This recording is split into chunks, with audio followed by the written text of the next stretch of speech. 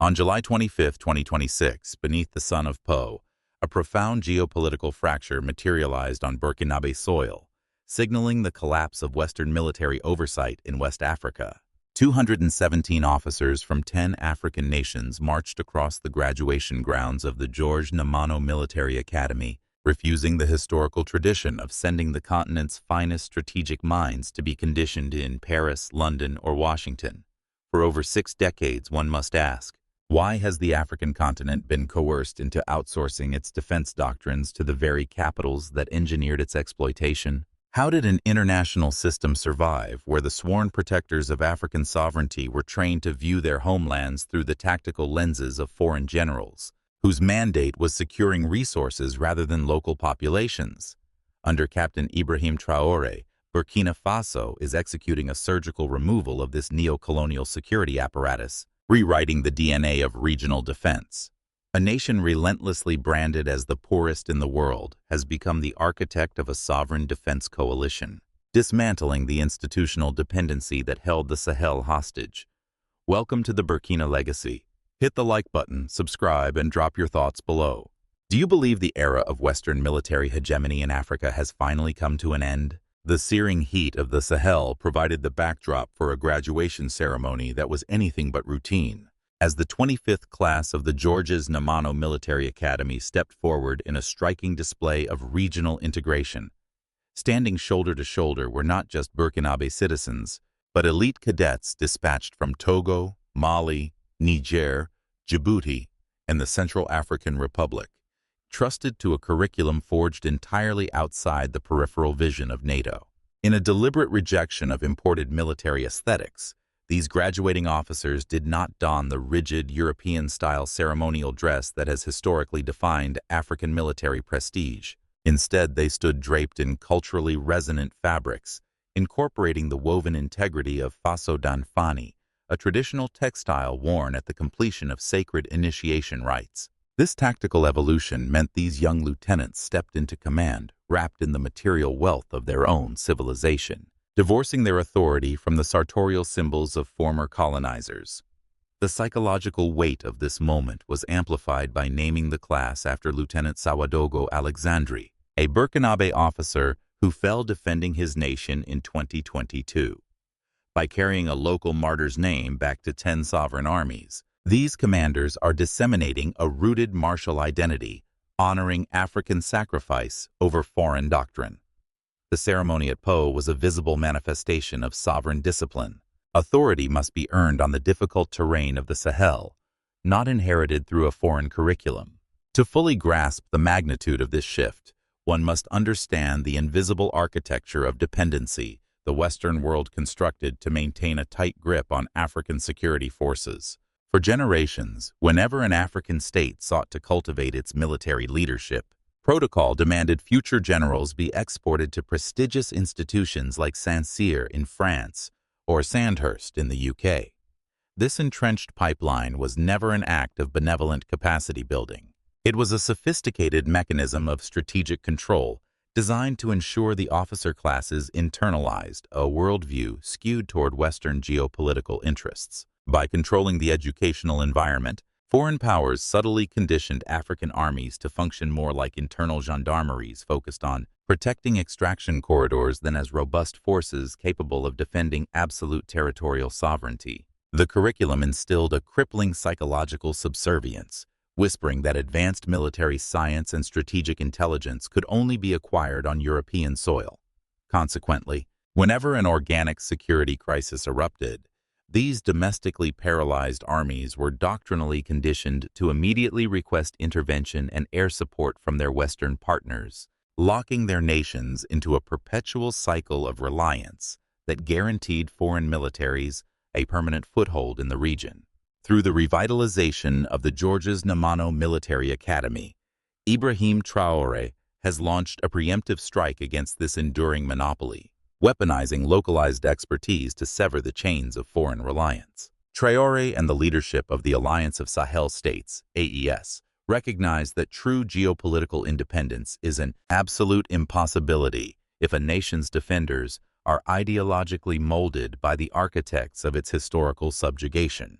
By establishing Burkina Faso as the premier training hub for regional forces, the government is actively replacing imported counterinsurgency manuals with a hardened, homegrown doctrine that intimately understands the socio-cultural complexities of the West African landscape. This strategic realignment is so compelling that even Togo, a nation still anchored within the ECOWAS bloc, which faces heavy Western pressure, has boldly chosen to send its officer cadets across the border to train in an AES stronghold. This convergence proves that when practical security solutions are offered without the suffocating strings of foreign geopolitical agendas, African nations naturally gravitate toward mutual integration, bypassing the paralyzed bureaucracy of international summits. The quiet exportation of Burkinabe military expertise strikes a fatal blow to the narrative that Africa requires saving by foreign interventionists. Yet, this reclamation of military identity was merely the opening salvo in a broader campaign to purge the remnants of neo-colonialism from every corner of the state, an ideological purge that would soon storm the highest echelons of the Burkinabe justice system. In the sun-drenched courtyards of Koudougou, the rhythmic clack of heavy wooden looms reverberates through the afternoon air, echoing a much larger institutional awakening currently sweeping across the Burkinabe state. Here we find Aminata, a master weaver whose calloused hands move with inherited precision, transforming domestically harvested cotton into the resilient textile historically revered as Faso Dan Fani. For decades, the global economic order deliberately relegated women like Aminata to the absolute margins of the supply chain, structurally forcing African nations to export raw cotton at devastatingly low prices only to import finished European garments at an exorbitant premium. But under the current geopolitical realignment, the fabric taking shape beneath her fingers is no longer marginalized as mere folkloric handicraft. It has been decisively elevated into an instrument of statecraft, carrying the weight of a nation determined to sever its ideological ties to foreign subjugation. Aminata is manufacturing the physical manifestation of sovereign discipline, producing the exact material the national administration has chosen to replace the compromised visual remnants of a neo-colonial legal system. The thick texture of Faso Dan Fani serves as a daily reminder that Burkina Faso possesses the resources and indigenous ingenuity to sustain its civic institutions without relying on the benevolence of international markets. This localized industrial revival, driven by the sweat and dignity of the Burkinabe working class, is systematically laying the groundwork for a total reclamation of the nation's identity. This profound cultural pivot recently materialized inside the highest courtrooms of the country, shattering a visual paradigm that had humiliated the African continent for over half a century.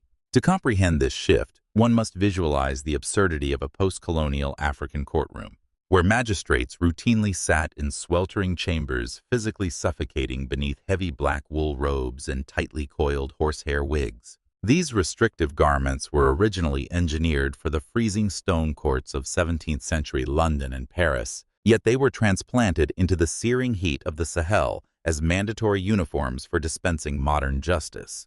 Following an uncompromising decree enacted in late 2024, the Burkinabe justice system initiated a formal eradication of these colonial costumes, stripping the judiciary of its foreign aesthetic.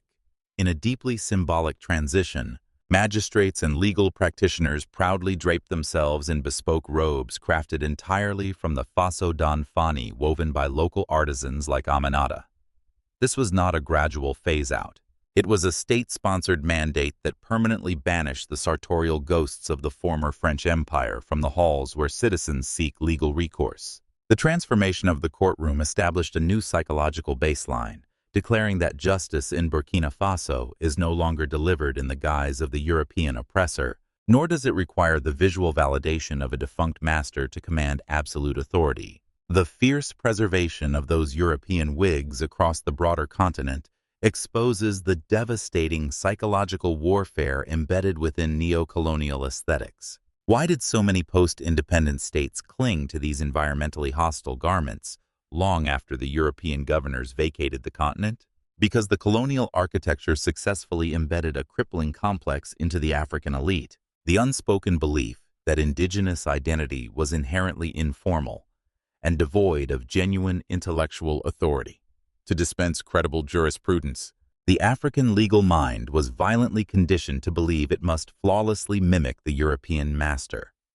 This represented a highly sophisticated, invisible form of mental subjugation, where the symbols of historical oppression were enthusiastically embraced as ultimate markers of professional prestige. By forcing African lawyers to literally dress in the skin of their colonizers, Western powers ensured the legal frameworks governing African resources would remain sympathetic to Western corporate interests, as the judges themselves identified more closely with Paris and London than with the rural populations they served. Beyond the psychological subjugation, the maintenance of this colonial dress code facilitated a relentless financial hemorrhage that perfectly encapsulated the architecture of dependency draining the continent. Every colonial-style robe and horsehair wig purchased by an aspiring African lawyer represented a direct, necessary extraction of desperately needed domestic capital. These imported garments, which often escalated into the millions of CFA francs for elite British manufactured wigs, constituted a bizarre economic subsidy paid by impoverished nations directly to European tailors. For over 6 decades, a nation struggling to build basic electrical grids and fund rural clinics was bleeding its foreign exchange reserves simply to maintain a legal dress code dictated by dead empires. This microeconomy of imported prestige mirrored the macroeconomic exploitation of the continent, proving how deeply the African consumer base had been hijacked to enrich foreign industries while domestic cotton farmers languished in engineered poverty. The financial absurdity of transferring millions of dollars out of Africa to purchase climate-inappropriate clothing highlighted a systemic institutional blindness that the Traoré administration realized had to be destroyed. Captain Ibrahim Traoré's administration executed a surgical strike against the system through the mandatory integration of Faso Dan Fani into the state apparatus. By legally mandating this indigenous fabric in the justice system, the state instantaneously redirected a massive flow of domestic capital away from European importers, channeling it directly into the hands of local artisans, women's cooperatives, and rural cotton farmers. This sweeping directive was a calculated economic maneuver engineered to stimulate a localized circular economy while administering a profound shock to the entrenched bureaucratic elite. Empowering weavers like Aminata means the state is transferring wealth back to the working class, simultaneously dismantling the notion that professional legitimacy can only be imported from across the Mediterranean. The state is being redressed in its own cultural identity, thread by thread, proving that absolute sovereignty begins by taking control of the microeconomies that the West historically monopolized. The sovereign discipline demonstrated by stripping the courts of their colonial attire acts as a strict prerequisite for the much larger geopolitical confrontations Burkina Faso is executing. Traoré and the AES fundamentally understand a harsh political reality. If a sovereign state lacks the institutional courage to clothe its own magistrates in domestically produced textiles, it possesses zero leverage to renegotiate multi-billion-dollar extraction contracts with aggressive Western mining conglomerates. Repudiating the colonial robes was a public declaration that the state has dismantled foreign psychological influence at the micro level and is fully prepared to tackle the macro-level exploitation of the nation's wealth. When a government proves it can reclaim its cultural identity without crumbling under foreign pressure, it signals to the world that it is equally capable of reclaiming its biological and territorial sovereignty. This newfound institutional confidence inevitably set the stage for an unprecedented assertion of power across heavily contested borders, where the battleground would shift from the fabric of justice to the survival of the next generation. As the torrential downpours of the West African rainy season transform the Sahelian borderlands into a fertile breeding ground for the mosquito, the specter of malaria begins its predictable march. In a sun-baked rural clinic straddling the Poorest frontier between Burkina Faso and Togo, Dr. Ousmane, a veteran epidemiologist, has spent decades watching helpless parents carry their feverish infants through the doors, entirely at the mercy of a seasonal epidemic. For generations, this microregion has been trapped in a vicious epidemiological cycle, where arbitrary lines drawn by colonial cartographers physically divided communities but offered no barrier to the airborne vectors of parasitic disease. Families routinely cross these invisible boundaries to farm and trade, meaning a localized health crisis in one village inevitably triggers a cascading emergency in the neighboring jurisdiction. The impossibility of coordinating simultaneous public health responses across rival administrative zones left immense gaps in the defense network.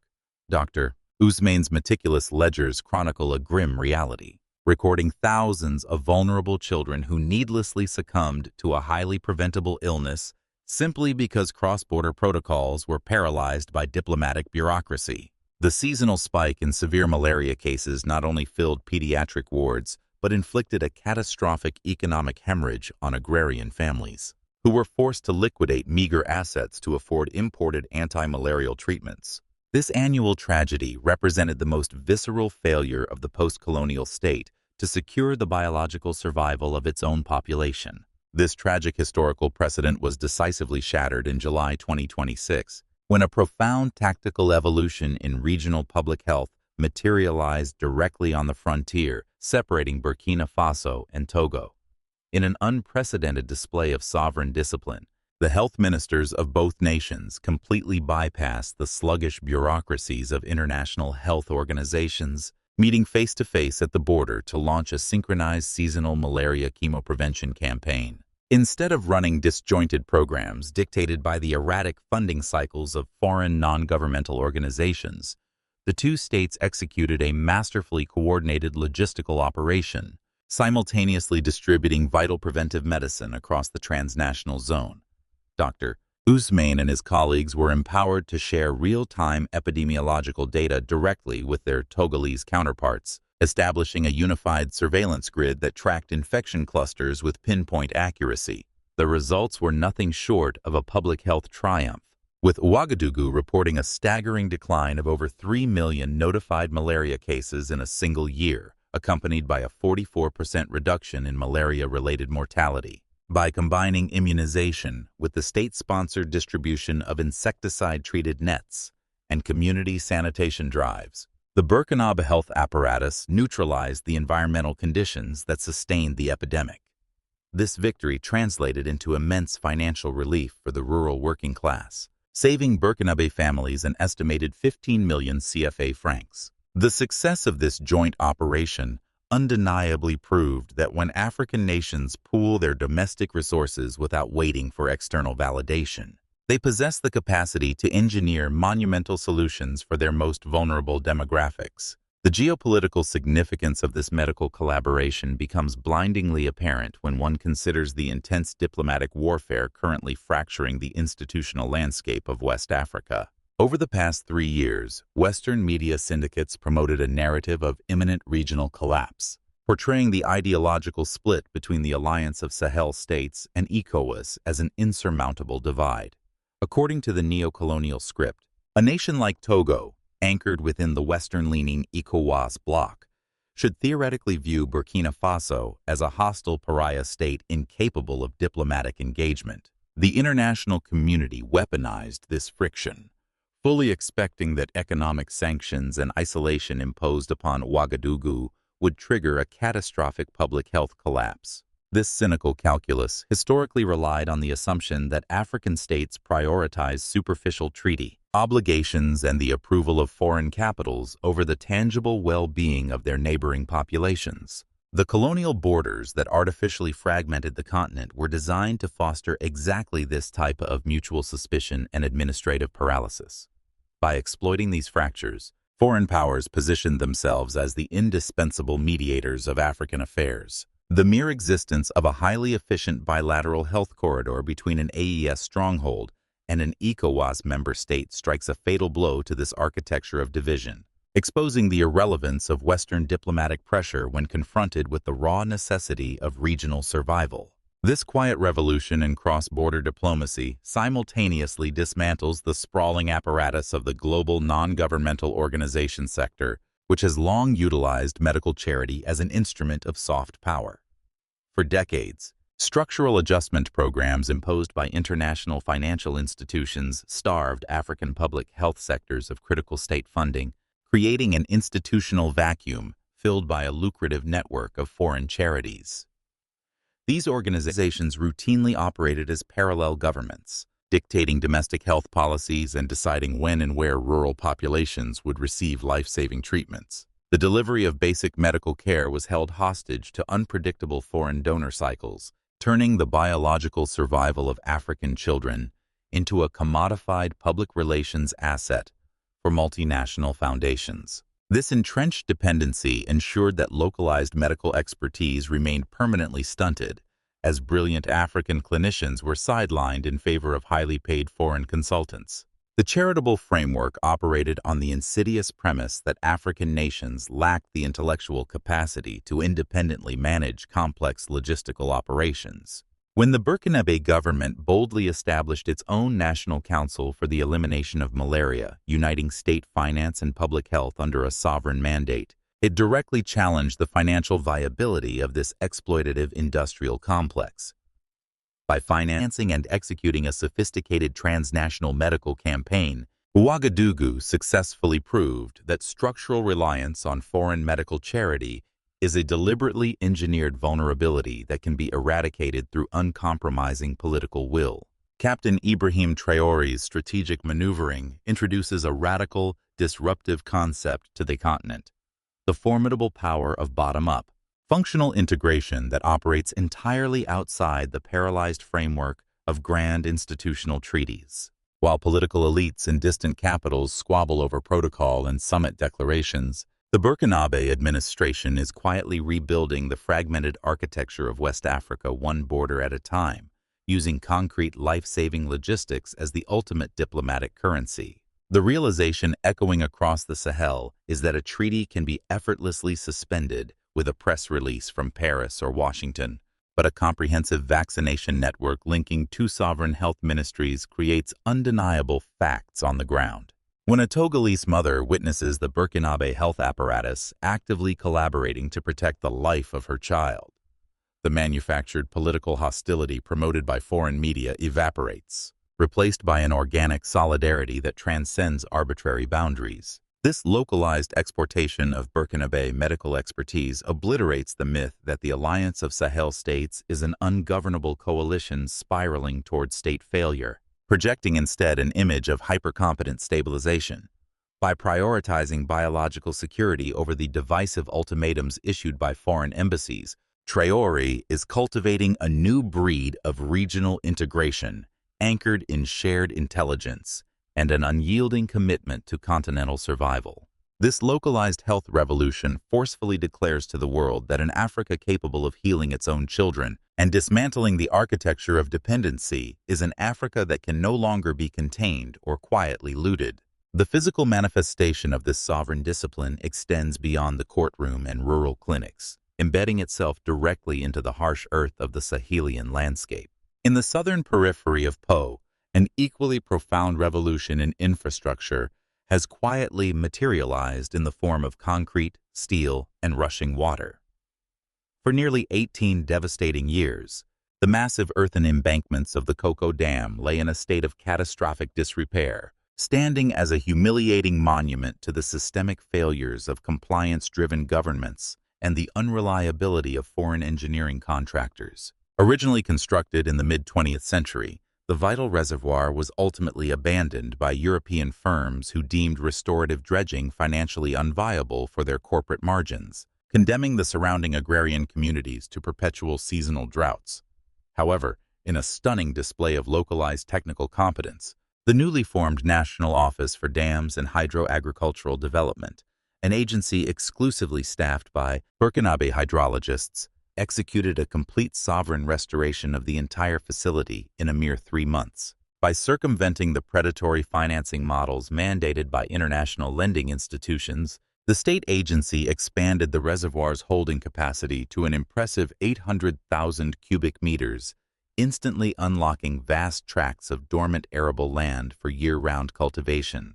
This infrastructural resurrection destroys the myth that complex hydrological engineering requires the supervisory presence of Western expatriates, proving domestic technicians possess the exact capabilities required to harness the region's natural resources. The rushing waters of the newly restored Koko Dam represent the deliberate weaponization of domestic infrastructure as a primary instrument of absolute economic sovereignty, establishing a blueprint to reinforce 100 priority dams across the entire Burkinabe territory.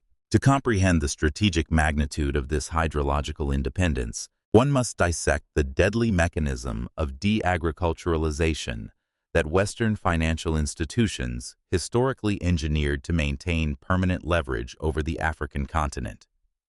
For decades, whenever an African state sought to develop vital water infrastructure to secure food independence, organizations like the IMF and the World Bank attached draconian strings to their loans, ensuring true self-reliance remained mathematically impossible.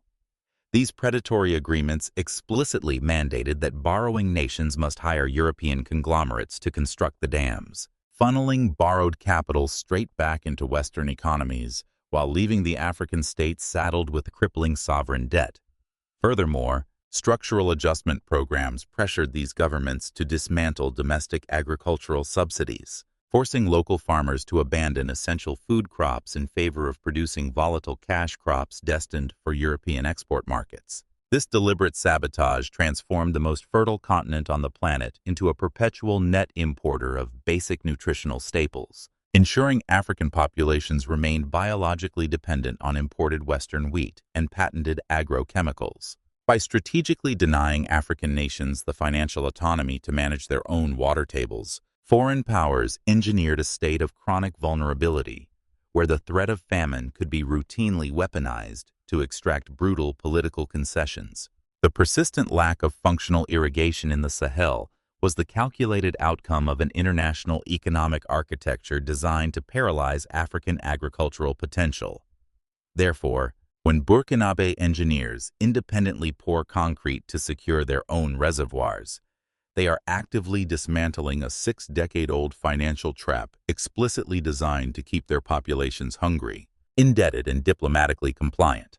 Captain Traoré's administration initiated a ruthless pivot toward absolute food sovereignty, weaponizing the nation's water resources to fundamentally alter the balance of power in West Africa.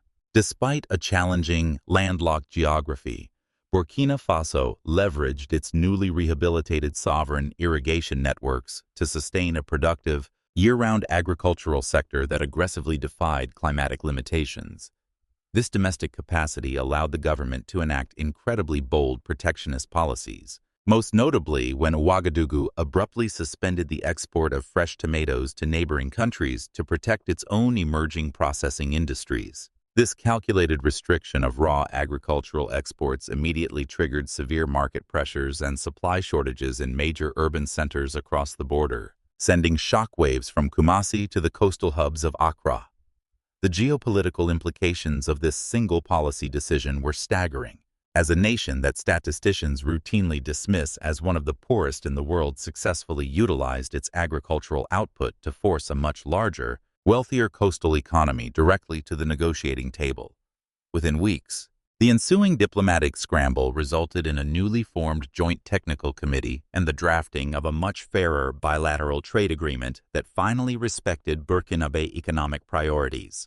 This rapid sequence of events showcased a spectacular tactical evolution in regional diplomacy, proving that when an African state consolidates its internal resources and refuses to function merely as a plantation for foreign consumption, it can generate immense geopolitical leverage. Traoré's defense of domestic processing fundamentally proved that true national power is not measured by the volume of raw materials a country exports, but by its uncompromising ability to dictate the terms of its own economic survival. The success of these sovereign initiatives has catalyzed a profound demographic phenomenon that is altering the intellectual landscape of the Sahel, effectively reversing the devastating brain drain that has plagued the continent for over half a century. Responding to a deeply resonant, nationalistic call to action issued by the Burkinabe leadership, a formidable wave of highly educated professionals is rejecting the lucrative comforts of European and North American institutions to repatriate their critical expertise. We are witnessing the unprecedented return of brilliant Burkinabe medical students, seasoned hydrologists, software engineers, and elite military tacticians, individuals who understand that building a resilient, sovereign state from the ground up offers a historical legacy that no foreign corporate salary can replicate. This convergence of domestic and repatriated human capital is rapidly transforming Burkina Faso from a passive recipient of condescending foreign aid into a dynamic regional epicenter of specialized innovation. The state is no longer begging for international consultants to draft its public policies. Instead, it is actively exporting its own hardened expertise, training foreign officers in its military academies, and sharing epidemiological data with its neighbors. This radical transformation highlights a serious diplomatic shock for the international community, as a heavily sanctioned nation is currently proving that it possesses the intellectual density and organizational discipline required to independently manage a modern, functional state apparatus. The sudden influx of dedicated professionals working in tandem with local artisans, farmers, and soldiers represents the ultimate nightmare for the architects of neo-colonialism, as it definitively shatters the racist assumption that African nations are inherently incapable of self-governance without Western supervision. The true wealth of Burkina Faso is no longer measured solely by the gold buried beneath its soil, but by the mobilized intellect of a population that has collectively decided to reclaim the absolute mastery of its own destiny. This spectacular realization of African self-reliance strikes absolute terror into the heart of the global geopolitical establishment, explaining exactly why Western media conglomerates and foreign diplomatic missions have waged a relentless campaign to delegitimize the Traoré administration. The visceral hatred directed toward the leadership in Ouagadougou has nothing to do with concerns over democratic processes. Historical records clearly prove that Washington and Paris have enthusiastically embraced and heavily funded countless authoritarian regimes across the continent, provided those leaders reliably signed exploitative mining contracts. The profound existential fear radiating from Western capitals is rooted entirely in what Burkina Faso currently represents: a functional, undeniable demonstration that the entire international architecture of dependency is a manufactured illusion that can be dismantled with sufficient political courage. If a landlocked African nation, navigating crushing international sanctions, can successfully build its own dams without French loans, heal its own children without Western charities, and train its own armies without British academies, then the fundamental justification for Western intervention across the entire continent instantly evaporates. The global economic system, which relies on the uninterrupted extraction of African resources, cannot survive in a world where African nations realize they possess the internal capacity to refine their own wealth, secure their own borders, and feed their own people. Burkina Faso has rapidly evolved into a highly dangerous ideological blueprint for a fully sovereign Africa, offering a replicable model of resistance that threatens to disrupt the exploitative supply chains of the entire global North. By proving that the deeply entrenched monopoly on security, finance, and diplomacy can be broken from within, the Burkinabe people have initiated a paradigm shift that echoes far beyond the borders of the Sahel. The historical verdict on Captain Ibrahim Traoré and the Alliance of Sahel States will not be written by panicked diplomatic correspondents in Paris or financial analysts stationed in Washington. It is currently being written in the fertile soil of the Sahel, engineered in the sovereign military academies of Po, and woven into the very fabric of the Burkinabe justice system.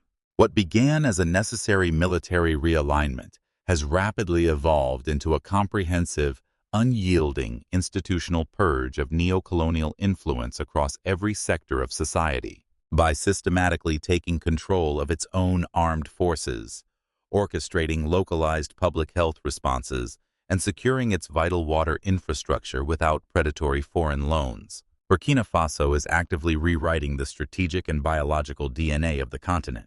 The era of the helpless African state, perpetually waiting for international charity while its immense natural wealth is quietly funneled to the global north, is suffering a definitive, irreversible collapse. The quiet exportation of Burkinabe expertise across West African borders proves unequivocally that true regional integration and continental survival do not require the permission, the funding, or the supervisory presence of Western empires. This profound tactical evolution cannot be reversed by targeted economic sanctions, relentless diplomatic isolation, or coordinated media manipulation. The geopolitical reality is absolute. You cannot force a population back into psychological and economic subjugation once they have successfully engineered the mechanics of their own survival. The blueprint for a truly sovereign Africa is no longer a theoretical concept debated at sterile summits. It has already been drafted, and it is being aggressively executed day by day, border by border, dam by dam. The architecture of dependency is falling, and it is being dismantled by the very people it was designed to exploit. This monumental institutional shift leaves us with a critical, defining question for the modern era, particularly for those of you watching from the diaspora. If you are a young African engineer, a medical professional, an architect, or a strategic thinker currently lending your brilliant intellect to the corporate frameworks of Europe or North America, and you hear this unapologetic, historical call from Ouagadougou to return and build a sovereign homeland, what is your move? Do you remain comfortable within the economic systems of the West? Or do you repatriate your expertise back to the continent to secure the absolute independence of the next generation? Drop your honest answers in the comments section below. Share this video to spread the unfiltered reality of the Sahelian revolution, and make sure you are subscribed to the Burkina Legacy so you never miss a transmission.